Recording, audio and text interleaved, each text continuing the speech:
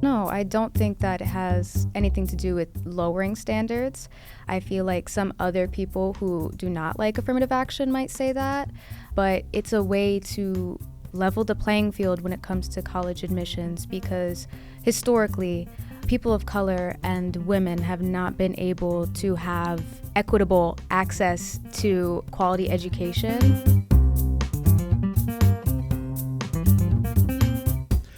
Hi, I'm Junius Williams, your host on Everything's Political. If everything's political, then what do young people think? You've been hearing from Francesca Larson and me, my co-host, for some time now, and you've seen some of our guests and heard some of our guests. But this term, we are focusing on young people because we want to know what they think about some of the political issues that are affecting them as well as us. So this one we're going to talk about is affirmative action. I'm just going to start off here with a little bit by first asking them to introduce themselves and tell us where they're from and what they do. All right. Hi, my name is Malachi Gwynn. I am a 12th grade cinematography major. I attend Arts High School here in Newark. I'm also from Newark, and I'm the Newark Board of Education student representative.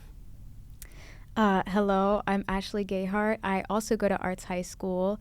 I'm a vocal major, and I'm the senior class president. Royalty. Very, very impressive credentials that you have at a very good school. Well, I like arts because at one point I thought about being a musician, but my parents said, no, don't do that. And so I had to go to law school and then come back and pick up the music.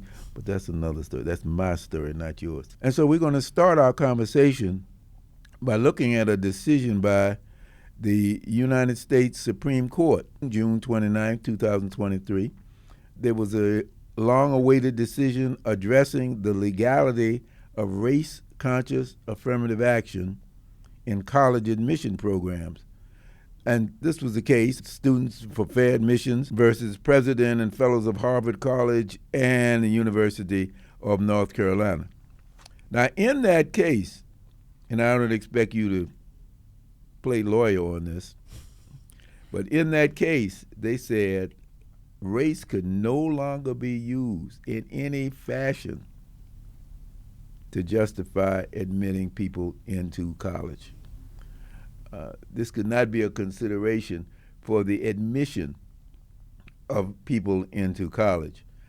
So what do you think about that? So I think that it is a way to combat the systemic issues that have faced people in this nation, but I think that the approach that some colleges may have taken may have made it less about equity and more about meeting certain criteria and not including everyone, or that's how it seems to some people.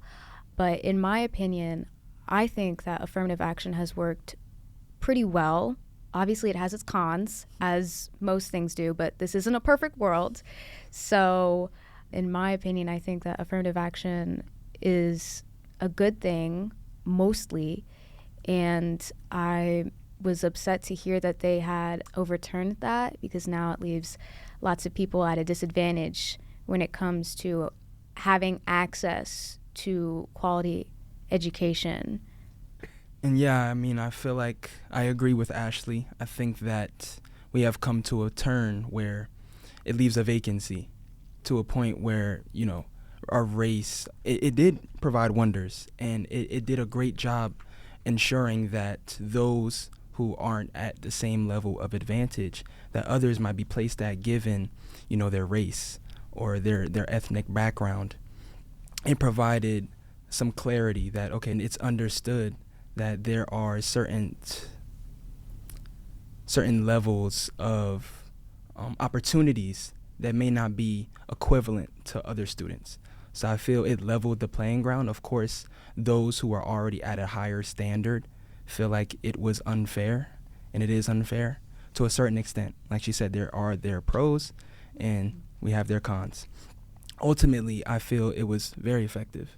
And it's unfortunate that, we don't live in a perfect world where we can easily rectify such a big issue like college admission. I mean, it goes farther than that, but that's what we're here to talk about today. So I think it's very effective. However, like many things, they can all improve. So Yeah. Well, both of you seem to imply, and I'm going to cross-examine you on this. The Both lawyer in of the you room. seem to imply that there is a different set of standards used for admission based upon race, ethnicity, as opposed to something that seems to be ingrained within all of us, that all the rest of the students who get in there are operating on certain standards that are not being met by black and brown people. Is that your assumption? are you asking me, is it my assumption that black and brown people are expected to perform less than other races? Just to get in. I'm not talking about once you get there. I'm talking about, is the basis on affirmative action, Mm-hmm. is that based upon the fact that we lower the standards in order to get black and brown people? Or are we looking at another way of judging whether you're competent and qualified to get in? No, I don't think that it has anything to do with lowering standards. I feel like some other people who do not like affirmative action might say that, but it's a way to level the playing field when it comes to college admissions, because historically, people of color and women have not been able to have equal and equitable access to quality education. I mean, women couldn't vote until the 1920s, and black people had to deal with Jim Crow all throughout the 20th century. So I think having affirmative action helped create more ways for people to have that access to education. So I don't think it has anything to do with lowering the standards, but rather increasing the opportunities that minorities have to get the education that they deserve in this country. Yeah. And to add on to what Ashley was saying, I also feel that, it's not necessarily in terms of, we're lowering our expectations, but more so it's not a biased judgment, just making a proper judgment. I feel like everybody individually should be judged differently upon that individual. However, I mean, it's college admissions. How many college applications do college admissions officers have to go through? They can't take each individual for who they are, but rather what race they are, the questions that they ask. So I feel that in terms of the race question, they have to make the proper judgment, and there are different judgments about each race. And it's always going to be like that. I feel that each of us have our own, judgment of races, and we all can't live in a world that's just race blind. So it's difficult. It's not necessarily, I'm going to judge you in a poor way. Mm-hmm. There's always positive light to be shown throughout each different race.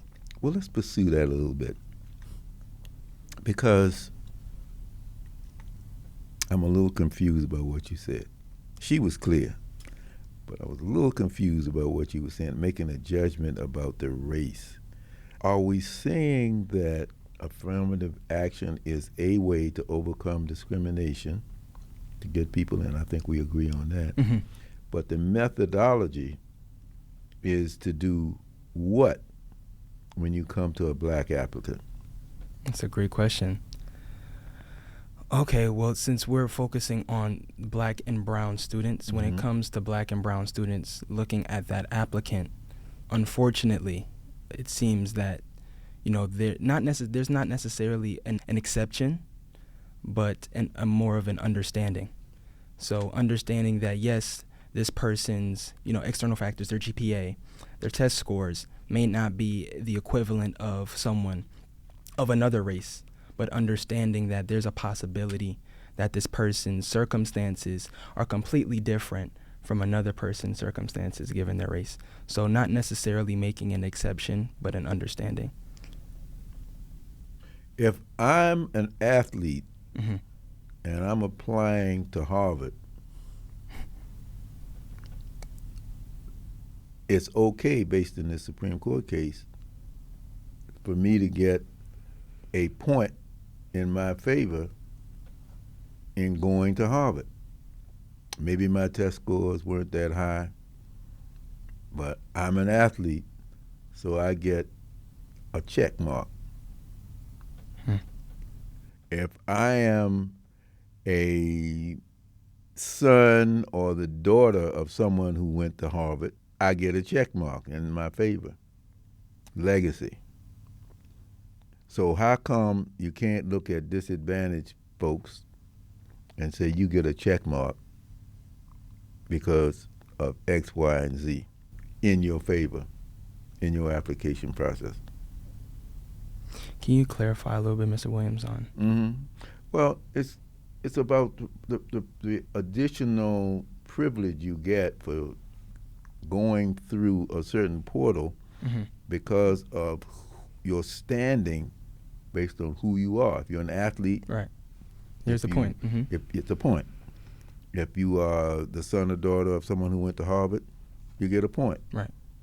It used to be because you are from a perceived disadvantage because of your race, you get a check mark. Now the Supreme Court saying you can't get that. So what do you think? This goes back to, the pros and the cons. And it sucks that, I feel the athlete point has been, it's constant, and our athletes are continuously getting scholarships, especially in our school. People are getting signed, and we'll have signed celebrations, but I feel like now it's being not necessarily ignored, but not on the same level in terms of, okay, you get this point. I feel like it's beneficial to those of the background that do get a point, but unfair to those the background that don't. So what I'm wondering is, just because of the history of our black and brown students, does that not make it an equivalent for the history of other races to not get that point as well? What dictates, the point leverage or the advantage that the races get in terms of their admissions process? Well, that's a good question. I can see you are kind of on the cusp on that one. Here's an article that comes from the New York Times. 18 years too late to solve the SAT gap. An SAT score of 1,300 or higher can open a path to America's top public and private colleges. But new data shows that just a sliver of the country's poorest students reach that level. Now, why is that? Why shouldn't people who have been coming from another corridor, so to speak, why shouldn't their lifestyle be taken into consideration if there's other ways you can show that they're qualified? What do you think? Could you rephrase that? Okay. If I come from, if I'm black and I'm middle class as opposed to white and rich, there's certain advantages that being white and rich has in their education versus what I get as black and middle class.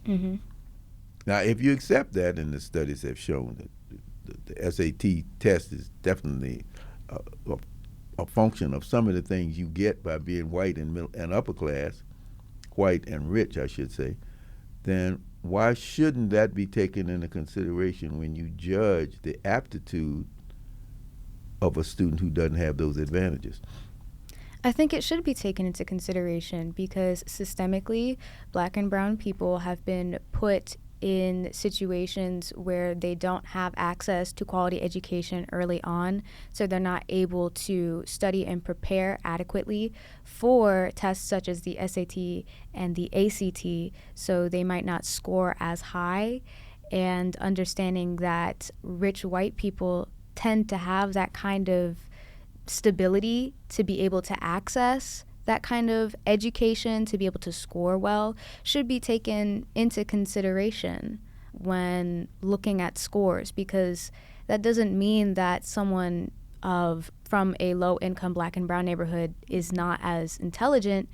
They were left out of having those kinds of opportunities, and that's a systemic issue that needs to be resolved within our society so that they have a more equal opportunity to be able to get to where white people are, rich white people are, in education. I know we've been talking kind of high level here, and as if none of this impacts the folks directly in the room. We've been talking about people and groups of people, and we haven't been saying a whole lot.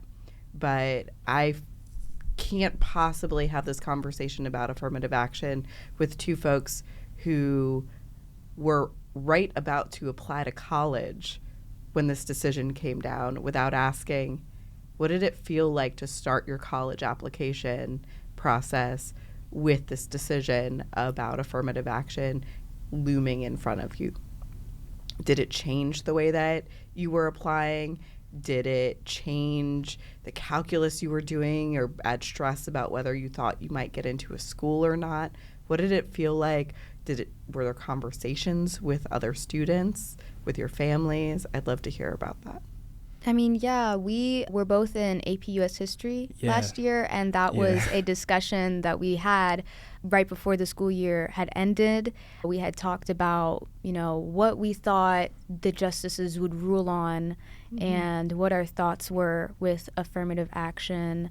And for me, at the time, I wasn't really looking at colleges because college had always been something stressful in my mind because of my financial situation. I just didn't think I was worthy enough because I didn't have the qualifications that some of the colleges that I wanted to get into would see.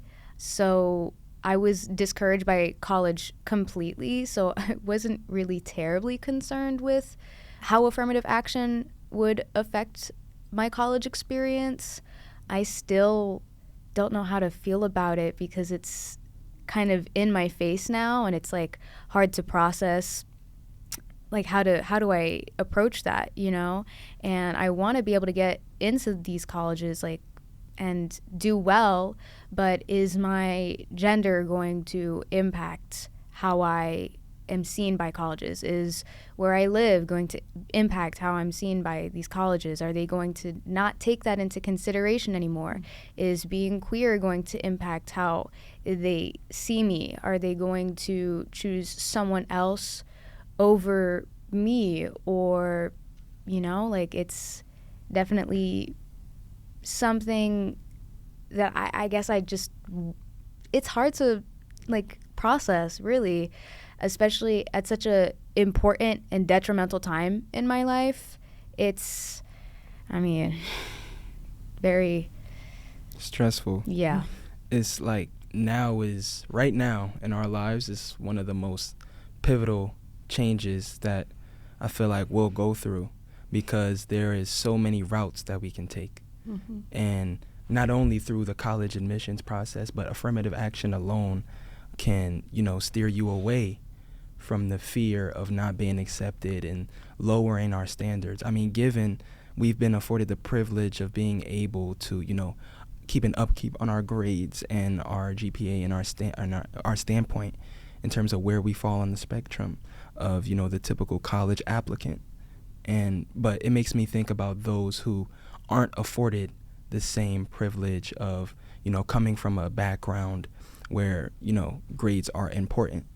Students have different circumstances. So it didn't necessarily change my perspective, but opened up my mind to realize that the students that I'm in class with, it can affect them, because not all of us are in the same boat of, okay, I have a high GPA, I have good SAT scores, I know myself, I know what I want to do with my life. So I know exactly where I'm going to go. This is my plan. This is how I'm going to get it done, whether it's a thing or not. But for those who are, at a disadvantage, not that they might not even be in control of sucks. That this system is not set up for you to get the same opportunity. But it also made me realize too, and I wanted to highlight this before, we got into the eye, that what about those races and those students who unfortunately didn't get, the same opportunity that they were expected to receive, the same education they were expected to receive. So for example, if there was an Asian student, just to put this in the perspective of the actual case, to where they're in the same classroom as us in Newark with, a high percentage of Black and African American students. Why should we be, not to say that we don't deserve or we haven't earned the plus when it was in place, but what about the student, that was struggling with the same things, just came from a different circumstance? Well, you're getting at something that the study addresses. Starting very early, children from rich and poor families receive vastly different educations in and out of schools, driven by differences in the amount of money and the time their parents are able to invest. Right. So all of those things are kind of what you're suggesting need to be taken into consideration. Mm-hmm. With this ruling, however, it wipes out one of those factors that had been utilized before. Well, what race is the person? What that decision early on said is we can no longer even look at that as a possible index for what those people went through. Yeah. You see. Now, when I was coming up, well, it was a little before I was coming, a little after I was coming up, there was a case called Bakke, the Bakke case. You familiar with the Bakke case? Yes. B-A-K-K-E, Bakke case. The Bakke case said you can use race as a factor. Before that, there was a time after the civil rights movement from, let's say, 1960s, the late 1960s on up through the 1980s, when you could say we want a quota of Black people. We want a quota of Latinos. We want a quota of women, whatever it is. And by the way, women got off much better in this case than Black people did, because they didn't say you can't look at women and say, hey, we want so many women in the class. But the Bakke case said you can use race as a factor. And that was very important. When I was president of the National Bar Association, that's the Organization of Black Lawyers, we went all over the country explaining the Bakke case to students like you, maybe a little older ones in college, the ones in law school. It's okay. You don't have to feel bad about yourself, because this was one of the things that they considered. If you look at the sentence again, very early, rich white people have an opportunity that you don't have because of what the money can buy. Let's look at some of the things that money can buy. The more funding the school gets, the better students do. Students in Newark don't get the same funding as students in Montclair. Let's see. They did at time, one time when there was a Bakke case, but when we had the Abbott case, but we don't have time to go through that. There is, it says one of the things that happens is that poor families have more stresses like food insecurity, frequent moves. I know people have moved 2-3 times, that have been shown to have long-term effects on children's academic performance. That doesn't mean they're dumb. It just means that you looking at trying to eat every day and you can't get ahead with your work. What do you think about those kinds of factors? I think they're important to consider, because that's the kind of situation that I'm in. I live in a low-income neighborhood. My parents are immigrants. They don't make as much money as they should. I don't have the kind of support from my family to get the kind of education that I want. I have to deal with paying for my own transportation and my own food, which means I have to work my own job and take care of myself, which doesn't leave me with much time for extracurriculars. which is unfortunate for me because I love to be involved, not just after school, but like not just with the school after school, but like on the weekends and within my community.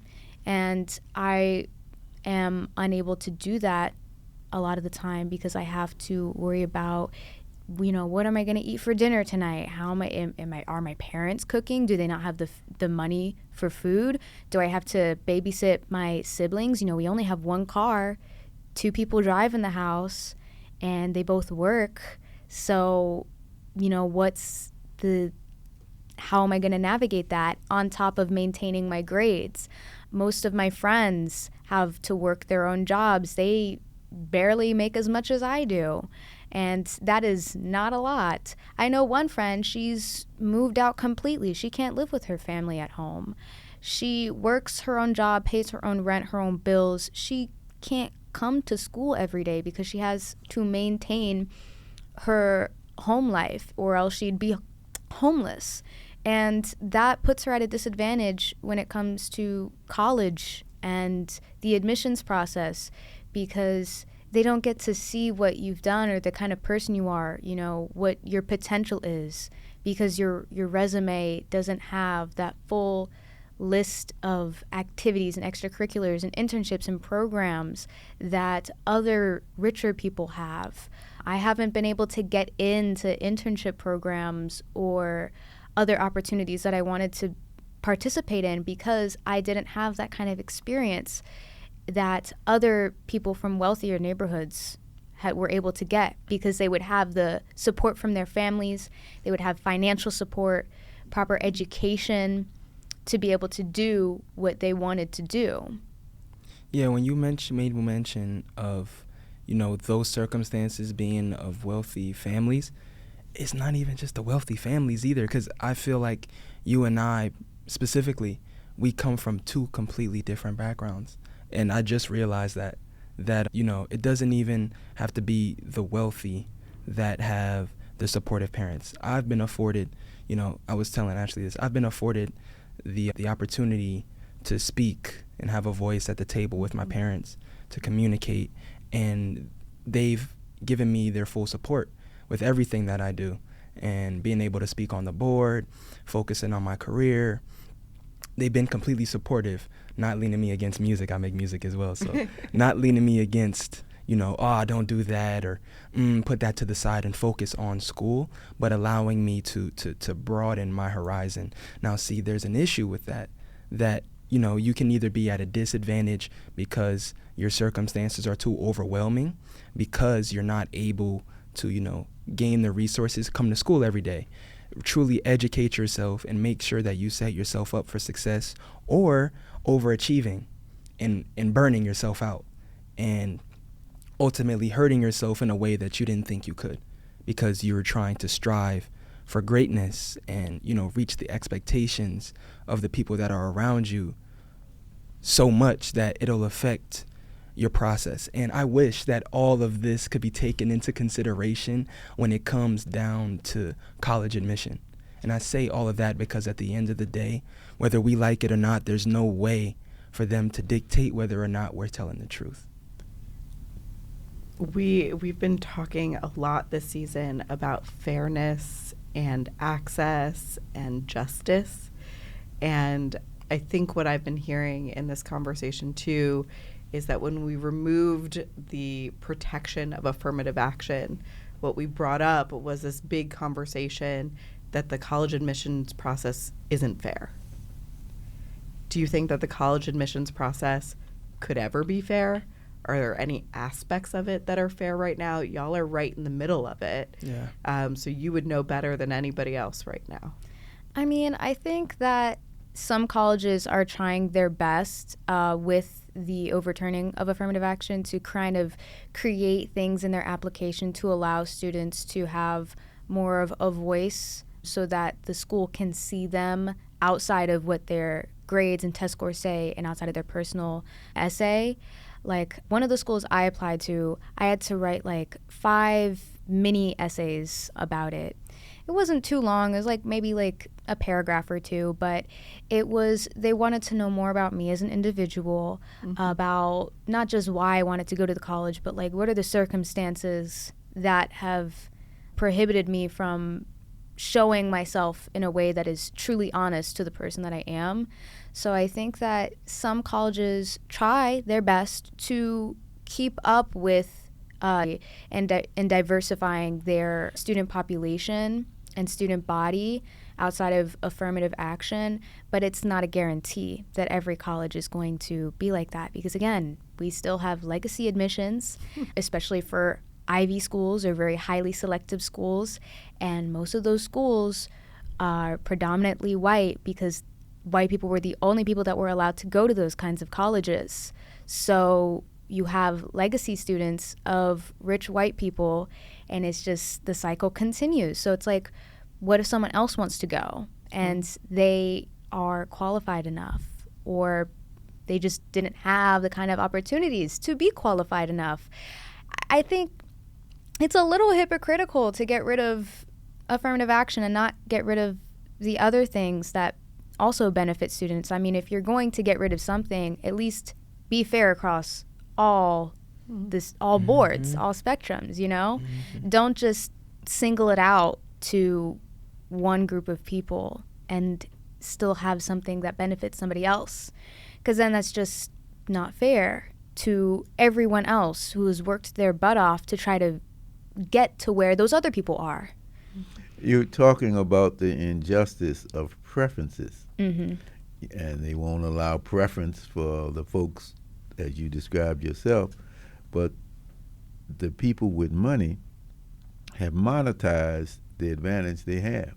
You have special courses to take the SAT.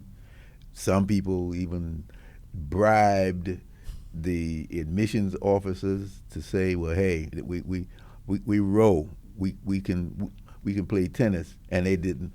And some of them got a slap on them. I don't know if you read about that or not, but some parents got a slap on the wrist for doing that. It's not just that folks who are poor and who have a certain color of their skin, it's not just that we are disadvantaged, it's that other people have monetized the advantage they had. And that's why, to answer your question, the game plays on. The game plays on. Preferences exist. Some of them are allowed, and what the Supreme Court says is that the preference that was once given to people who were striving and couldn't get those same opportunities to pass those tests, those standardized tests, that's gone. What do you think? I agree with Ashley. I feel that if you're going to remove a system that afforded a specific group up to your, a point, I like that language, to afford them an advantage to all of these other advantages that allow students to become equivalent. Now it's like a seesaw. Now there's an imbalance. So I feel there's some weight that needs to be carried. If it's not going to be the same thing, then we need something. We can't leave it to just be vacant. Now, for the students that aren't afforded with the privilege of having someone that went to that same institution, or the privilege of picking up a basket, no, I'm just playing, of being able to, play sports. What about the students that are looking to be lawyers, the students that are looking to be in the medical field, but may have not had the same advantages that other students may have in terms of their education through K through 12. So I'm mentioning that because, we were mentioning a point about the education system and how that is a possibility of carrying that weight. Although it's, idealistic that every single child is afforded the same education throughout the entire world, it's not realistic. That we'll never be reading the same book that a private school or a different school is reading, even throughout the cities. So how can we make all students' applications equivalent now that there's a vacancy and it's down here when the legacy program and the athletic scholarships are up here? Well, can I add on a little bit? I think affirmative action is a temporary solution for a long, ongoing systemic problem that has been affecting people. And I think one of the solutions to combat that is through the educational system. Like you said, you're right. We are not going to all have the same education. There's always going to be somebody who's getting better than us. They're getting better, more quality education. There's always somebody who's going to have private tutors and going to be put in special programs to be able to get to where they want to be. But I think that we should make education more accessible for people and more equitable for people.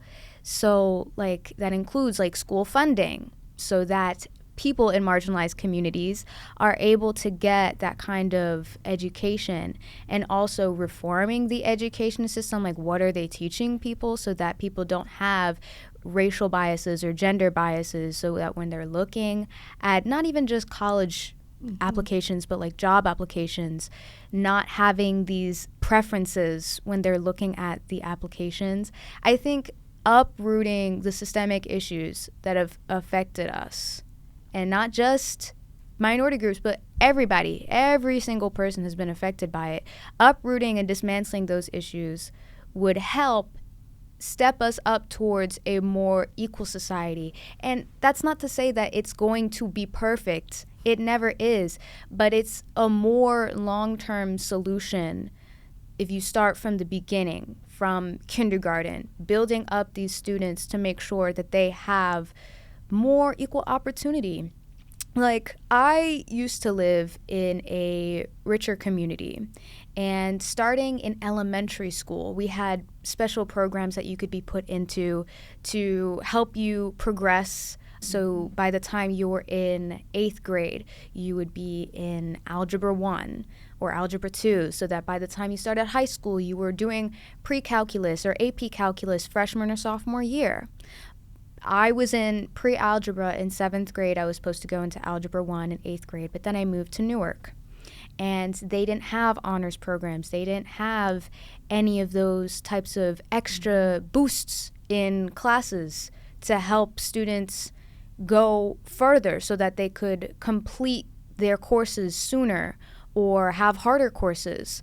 So I was put at regular classes, and I had to work my way back up in high school to be able to get to where I was previously. And I think that is something that we can fix so that students have access to more difficult classes, to tutoring, and to other things that will help boost them, you know? So the whole point is just fixing the systemic issues, like, to make it more long term. And it's not gonna be perfect, but it's a step to get to where we want to be at.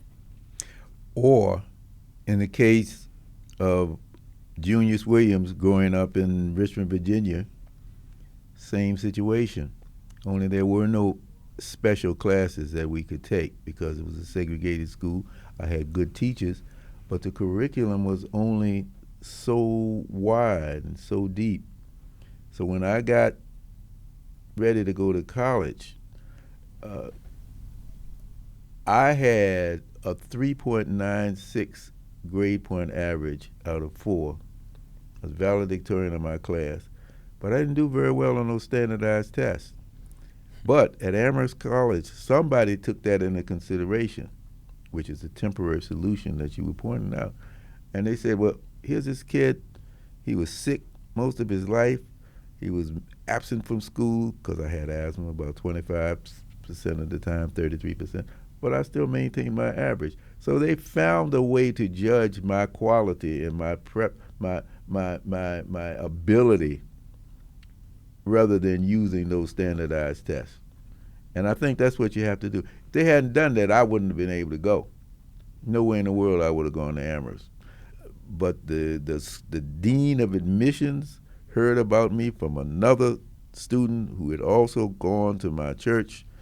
And so they were able to take a special look at me and judge me based upon what I could do rather than what I didn't do. And one of the things that has to be factored into this whole admissions process, and I don't think it is enough, is how hard do you work? How hard does a student work to get the good grades that they get? I mean, the situation that you spelled out, I didn't hear that much about the details of your life, but you seem to say you're about the same. It seems that ought to be considered more, because if you work hard, you can overcome a whole lot. And I don't think that's being done anymore. So, question for y'all based on what Mr. Williams just said. You trusted a person, or in this instance at Amherst College, it was a human, a person who made that decision, who looked at that criteria, rather than a straight point system. Would y'all trust a person to do that work now? Person in terms of like At in an admissions office. Admission officers. Yeah. Well, okay, well, I'll get a little personal then. I had my own experience in terms of, the affirmative action in terms of admissions, not necessarily with colleges, but my mother and I were looking to transfer out of the high school I am now into a private institution. And throughout that admissions process, I was afforded the opportunity for an interview. The private school admissions officer toured me around the school and interviewed me around the school. We had conversations, and when we went back to his office, we really bonded on a deeper level. And, I opened up to him explaining that, I'm very driven in terms of my work, and my work ethic is very strong, and I'm motivated to do the work, to learn more. And it seemed like they had the technology, the cameras, the microphones, the equipment for me to be able to strive in an environment that seemed innovative and productive. And when I got out, we shook hands, and he went in with my mother, and we got in the car, and she explained to me that, he said that there's a possibility, but at the end of the day, I wasn't what they were looking for. Not because my grades weren't good, not because my scores weren't good, not because I wasn't an exemplary student, but because I wasn't what they needed. They were looking for a C average student, someone with that potential that they could make better, not someone who already, and not to say this like in a cocky way, like, oh, I'm already established, but they were looking for someone that they could make better. Not needless to say that someone who is already established can't get better and thrive with the equipment, but to develop. So it was painful and hurting to see that, because I was an established student who took pride in his work already, without the need of a major development or major change, but just the opportunity in a place that is productive, that provides students with the equipment to see that, okay, if this student is doing well in school already, you're right, despite the test scores, just given the grades and the way that they present themselves, isn't that enough to say, okay, well, although this isn't what we're looking for in a student, that they still bring this to the table. They still have the potential, not as much of a decline as another student that may have a lower grade point average. Who's to say that they can't get better? Who's to say that their talents, not just within the classroom, but within the entertainment business? Nowadays, entertainment, especially in our generation, is a huge thing. Social media, YouTube, all the social media apps, it's possible to grow just outside of the classroom. So I feel like if there was a way to intertwine that into our system, to think about, okay, despite this person's ability in the classroom, what else do they have to offer within that admissions process? Their work ethic, their potential to communicate. Communication is now, I feel, is one of the biggest skills that is hard. It's hard to teach a student, especially when they're coming out of high school. You're now an adult, and as an adult, it's the hardest to change. So why isn't that taken into consideration? Why aren't the skills that are used in life in general that will put you in a position for success not taken into consideration in just a piece of paper? You know what I mean? Well, I'm hoping that there are some admissions officers out there and maybe some college presidents or some vice presidents or others who are involved in the admissions process who can listen to what you're saying, because these are the kinds of things that make whole individuals. And I think that's why we want to thank you both here, because you definitely have shown our listeners and our viewers just what Newark schools are producing. And I have a feeling you guys are going to be all right. Thank you. Thank you. Thank you. It was a pleasure being on here today with you. All right. Everything's Political podcast is sponsored by the Center for Education and Juvenile Justice and supported by the Terrell Foundation and the Robert Wood Johnson Foundation, and listeners like you. It is produced by Mosaic Strategies and Dream Play Media, with theme music by Anthony Ant Jackson. If you like this episode, please subscribe to the Everything's Political podcast on YouTube, press the red button, Spotify, or wherever you get your podcasts. And if you can connect with us on Facebook and Instagram, do so. See you next time. And remember, stay political.